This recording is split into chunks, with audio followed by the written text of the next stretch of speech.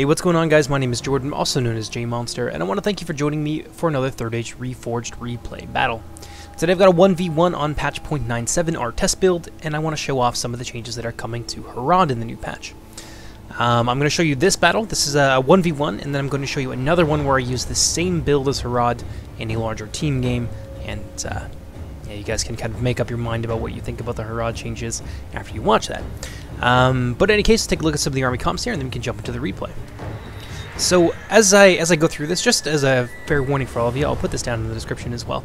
I am going to talk a lot about the nature of the changes and what they're intended to do for the faction, and why they come about. So if you guys aren't interested in all that kind of patch talk, because it can run quite long, sometimes the intros end up being like 10-15 minutes, even for like a 40-minute video.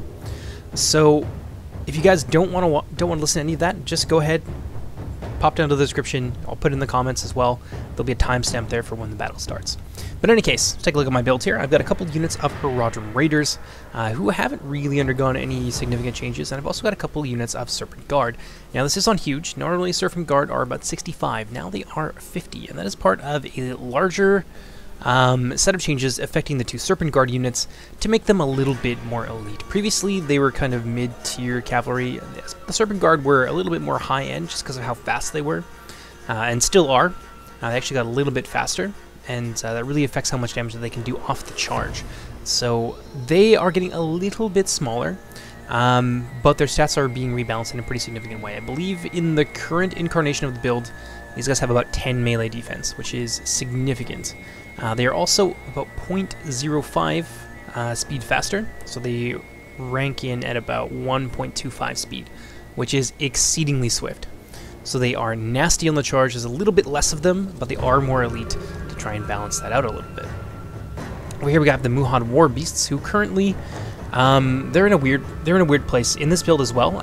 They're waiting to get a weapon attachment, which will allow them to have a proper charge bonus. I believe it's going to be about 820. It may be a little bit higher, I don't know, we'll tweak that throughout the test build. The exact number right now isn't really important. The big important thing is, though, is that they are going up significantly in number. I think they're about 12 or so in a unit right now, on the current live build, patch 0.96.1, but they will be going up significantly in size. I believe they get about an extra 10 or 12 units or so. And they're also getting their armor doubled from 3 to 6. So they will be significantly more tanky. There's going to be more of them, and all things considered, they should run amok a little bit less quickly. That being said, running amok is... a lot of people don't like it. They can run amok fairly quickly, but that is kind of the intention behind the unit. Especially once they get their charge bonus, there'll be something that you can throw in that's tanky, will cause a lot of chaos, but the drawback to them being a 3 HP unit with a really devastating charge bonus, and also Spear Cavalry. I think I forgot to mention that they do have solid bonuses versus anti-cavalry now. The mitigating factor for that is that they can run amok if they take enough damage, or if they're assaulted with enough fire arrows. On a note, just for units that run amok generally, because fire arrows are quite widespread in the mod right now, that is something that's going to be changing. Now, it's going to be the elite archers. So when I say elite, what I mean is archers with 6 or more damage, because damage and accuracy and the level of training of that unit are all pretty well correlated in the mod. It's all fairly intuitive that way. So the higher the damage, higher the accuracy, range, etc., etc. It's just all around a better archer unit. So those are the kinds of units that will retain fire arrows moving forward. There are going to be some new projectiles being added. Exactly what they're going to look like and what they're going to do is a bit of a mystery right now. I have had some conversations with Kuro, and something I would personally like to see. There's no guarantee that this will get implemented, by the way. This is just something that I would personally like to see is Bodkin Arrows. So as a custom shot for 5 damage line archers, and then the 4 damage archers will just be, they're there to be a ranged tar pit, so they won't get anything particularly special. But the 5 damage archers, I would like to see Bodkin Arrows. And for those of you who are unfamiliar with them, they are kind of it's more of a needle tip on the end of an arrow, which is particularly useful for finding gaps in chainmail and penetrating the padding and things like that underneath. So my personal preference would be to have an AP, I know, this, bear with me though, an AP shot that has less speed, so you're not going to fire them as quickly, and the damage would be probably about 2 to 3. making them only particularly effective against units that wear chainmail, because our chainmail values tend to clock in at about 4 to 6, and then armor bonuses get tacked on top of that. But 4 to 6 is the base value for chainmail, so a 2 or 3 damage AP projectile would be particularly useful against units like that, especially if they had a low shield value, so they couldn't really protect themselves from incoming projectiles very well. But the higher tier units, say a unit with 10 or so armor getting hit with a 2 damage projectile, yeah, that will cut their armor value down to 5, but it is significantly less impactful. And then, of course, shields, strong shield values have an even further mitigating influence on the amount of damage something like that can do. That being said, AP arrows are really tricky, and we've run into problems with them in the past, so again, that might not get implemented. That's just one of the ideas. Kuro, of course, is one of the lead developers, and he has his own preferences, so we'll see what ends up happening there. But anyway, I'm getting extremely off topic. So the Muhad War Beasts, a lot stronger. They don't run amok as much, but they will still be in danger of running amok, as that's kind of the thing that mitigates the many strengths of those units as a shock cavalry unit. We move over here. We got a couple units of HARADRIM Spearmen, really not changing all that much. I think they get a little bit cheaper, perhaps. Maybe they get slightly more expensive. We normalized a lot of the prices based on kind of standards that people have been paying for a while, and that have become pretty well generally accepted. So a lot of prices will be fluctuating up and down relative to one another, and the HARADRIM units are just they're part of that broader set of changes. So it's not and the intent isn't to nerf these units in particular, it's just to bring everything a little bit closer together, so it's a little bit more standard, so that when we bring in our new factions, and I'm really harping on this because it's a pretty big feature of patch 0.97, is the way that funds are being rebalanced across rosters, so that when it comes time to add the 2 new factions, which you will be getting in 0.97, which I feel pretty confident in saying, it will be easy to fit them into an already established framework. And I'm just going to say this right now. I don't want to wait for the reveal video, although there will be that, and that will have a lot of information that I recommend you guys go and check out. There is going to be a Reforged campaign. There's a functional version of it right now that WK is working on, and then we have testers testing out and discovering bugs for and things like that. I don't know if it will make it into 0.97. If it does, it will not be complete by any means. It will be a beta, essentially. A beta campaign for everyone to try out, and then we just kind of move forward from there as we collect feedback and kind of figure out exactly what we want it to look like. That being said, we do have a vision in mind for what campaign is going to look like. So if you guys have questions about that, I'm actually going to be doing a Q&A session, so if you want to get a whole bunch of answers thrown at you all at once, leave me some questions down in the comment section, and I will write them down. I will pose them to the developers. I will get their responses, and then we're going to do that, I believe, on Twitch as a live stream. So you guys will be able to tune in and interact with myself and the other developers, and yeah, we can all just have a nice little sit down, have a nice little chat, and figure out exactly what the campaign is going to look like and what people want it to look like. Because of course, we make this mod is being made for people to want to play. But in any case, got some Muhad Beast Hunters here. A couple against some Muhad Beast Hunters forming up my second line. Wow, I've gotten really off topic, but like I said, I warned you. There's going to be a lot of chatter about the new patch because there's some pretty significant developments. I believe 3 units of the Muhad Beast Tamers, which are pikes, and I've got some Muhad Warriors there as well, forming my center line. Decent damage on these 2 units, but of course their armor is abysmal. I believe they're capped at 3. And the shield value on the Muhad Tribesmen, or the Muhad Warriors rather, is actually not bad. It's about 7. So they can stand up to arrows reasonably well. They got a nice big shield there, so it will protect them somewhat, but yeah, their armor values and their melee defense as well are not great. Second unit there of my HARADRIM Spearmen, and then we move on to the Serpent Guard. Like I said, along with the mounted variant, the dismounted version are being changed significantly. In the current iteration of the game, 0.96. Oh yeah, by the way, this is what their armor upgrade looks like.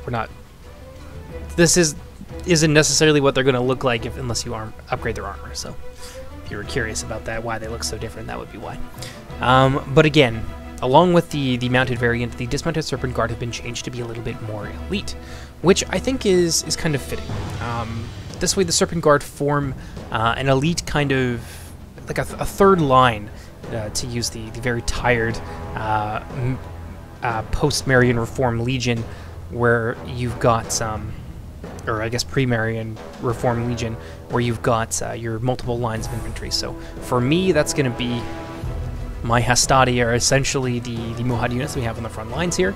And then I've got some slightly better units that I want on my second line. And then my third line is going to be composed of the best in my army, my Triarii, and that is going to be the Serpent Guard in Harad moving forward. So they are, I think, 10 melee defense, the same as their mounted cousins.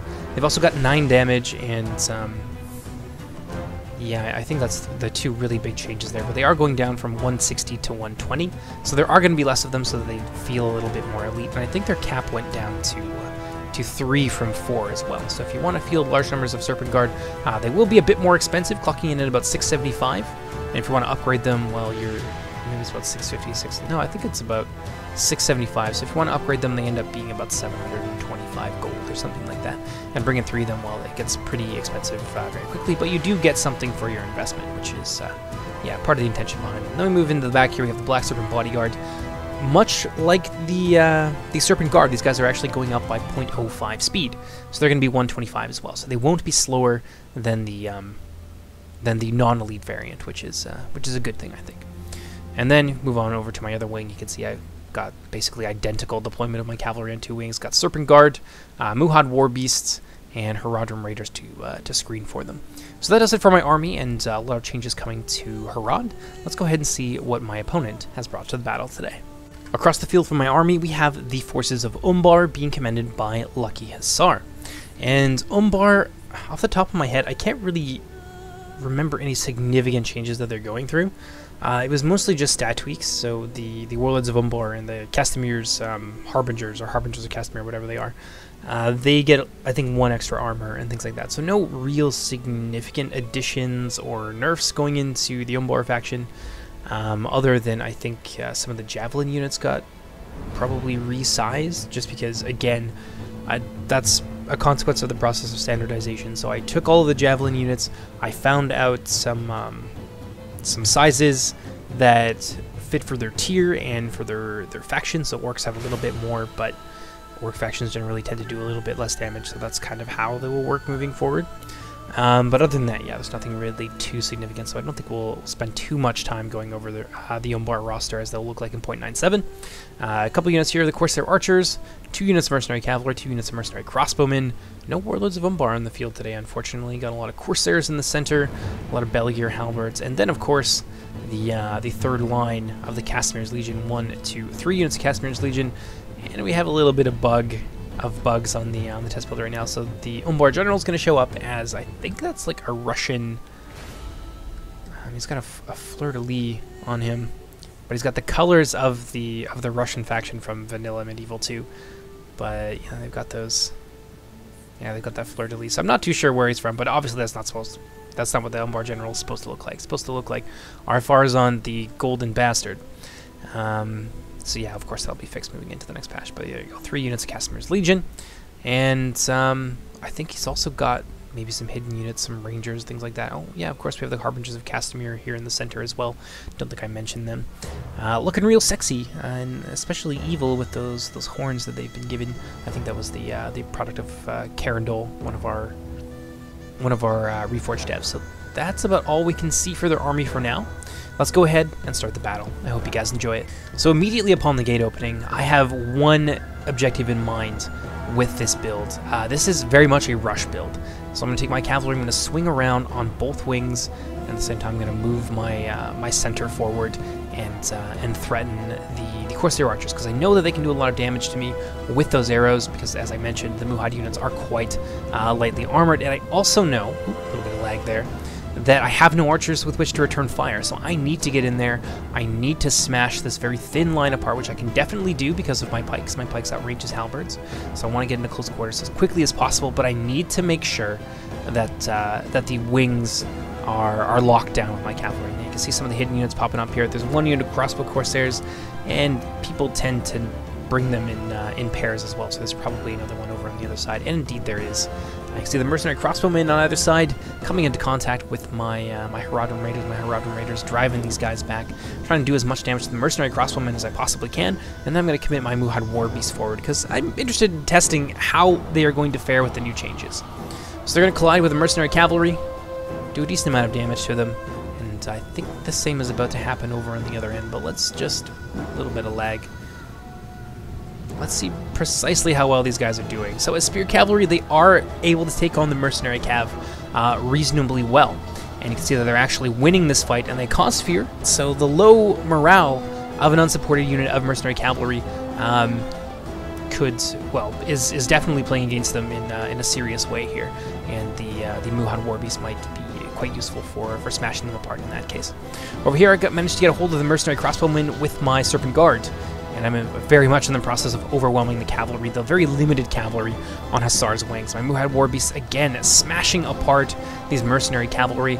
So far, it seems like the buffs have been fairly effective. Rear charge now from the Serpent Guard should be enough to send these sellswords fleeing for the hills. Meanwhile, in the center, you can see that Lucky Hussar is going to waste no time in moving forward. He's got a lot of infantry for me to have to chew through, too. So I immediately stop my advance, pop my pikes into defensive formation, drop those spears, and get ready to receive this advance here. Over in the back, you can see mercenary cavalry have actually caused my my Muhad War Beast to run amok, and I was kind of okay with this, just because I wanted them to be in there as mostly a distraction. Wow, the lag's really killing me today. And that leaves, of course, my Serpent Guard free to run around and do their thing.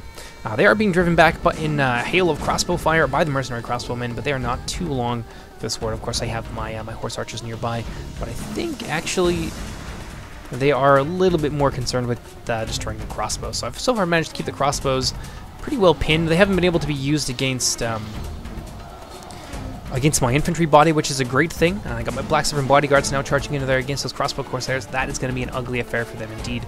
A couple of corsair archers in the back about to get run down by my Serpent Guard, and I'm actually just going to give them a move order to run all the way through the line here. So the way the cavalry works is that they cannot be stunned in melee the same way that infantry do. So they can just run by here and deflect blows, but also be attacking pretty well at the same time. You can see that they actually do a fair amount of damage by doing this, and of course it disrupts this entire archer line and prevents my lightly armored Serpent Guardsmen from being shot to pieces. And of course it gets them a little bit farther away from those crossbow corsairs, which is always a nasty trap to avoid if possible. And then on the line, the greater range of my forces, we got a little bit of Corsair Fencers in here as well.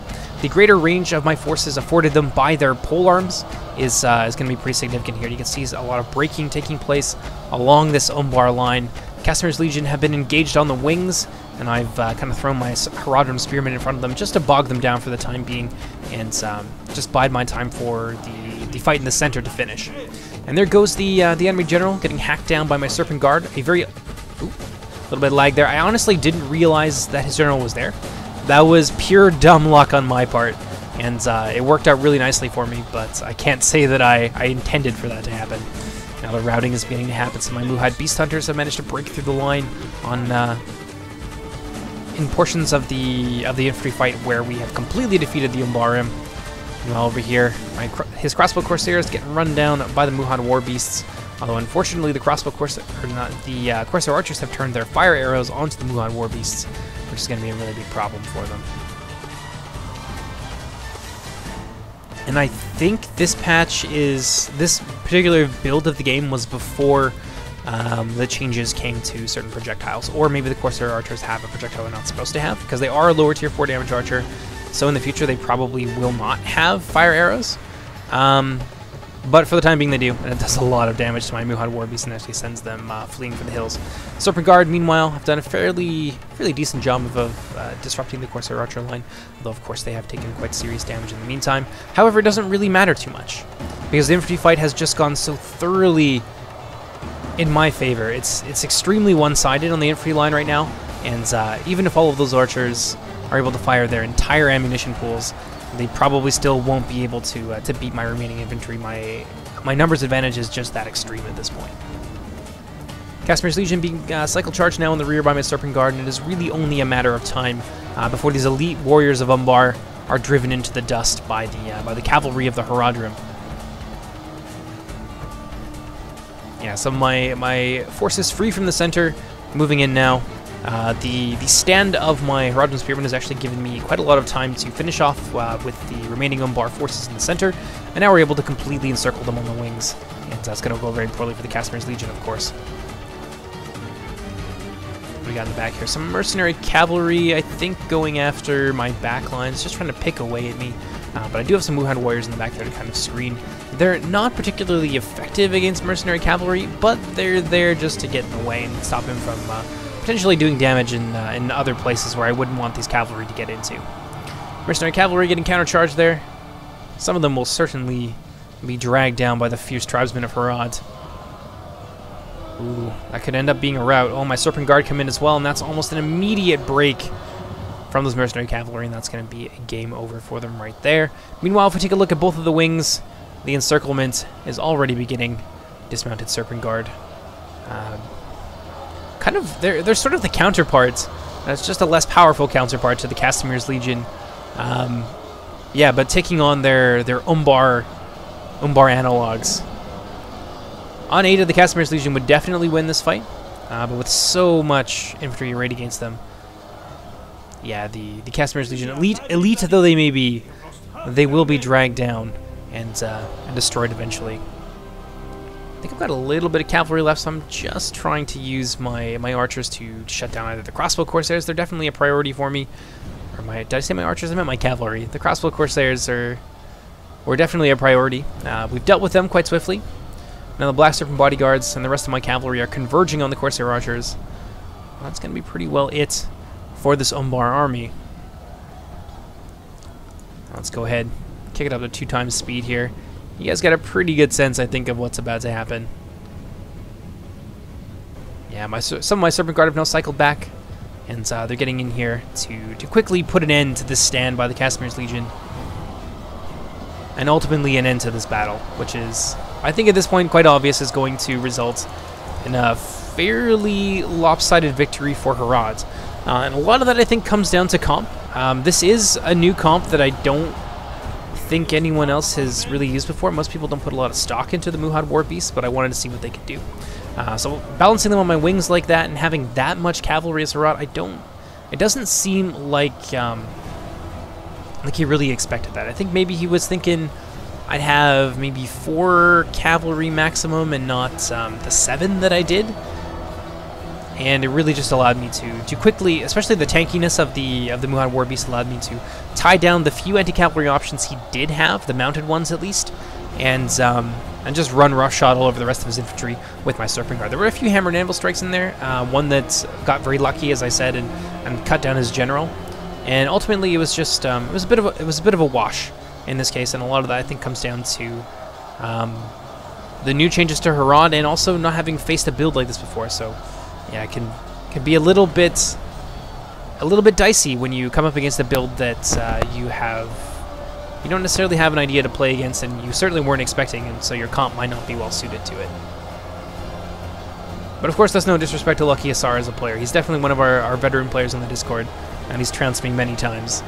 And yeah, you'll see a slightly different result in the 3v3 game that I have to show you. Let's go ahead and we'll fast forward here. And there you go. The HARADRIM cheering over this great victory against the Havens of Umbar, who essentially enslaved the HARADRIM. So this is a little bit of justice here for the HARADRIM. And let's take a look at the casualties, because I know I often forget to do that, and many people are often disappointed. So it's not going to be the case this time. 247 Serpent Guard, 247 killed by the Serpent Guard. Very impressive. Some of them, others didn't do quite so well. Black Serpents, of course, do extremely well for themselves. 183. They're a lot smaller than the other Serpent Guard. Oops, sorry about that. Sorry about that, guys. Got a bit of a text there.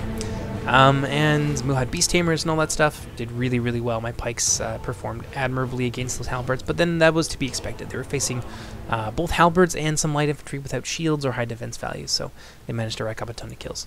So I hope you guys enjoyed this. I hope you enjoy the kind of direction that Harad were taking here. This build was mostly... Oh, sorry, guys. Very, very insistent text and call there.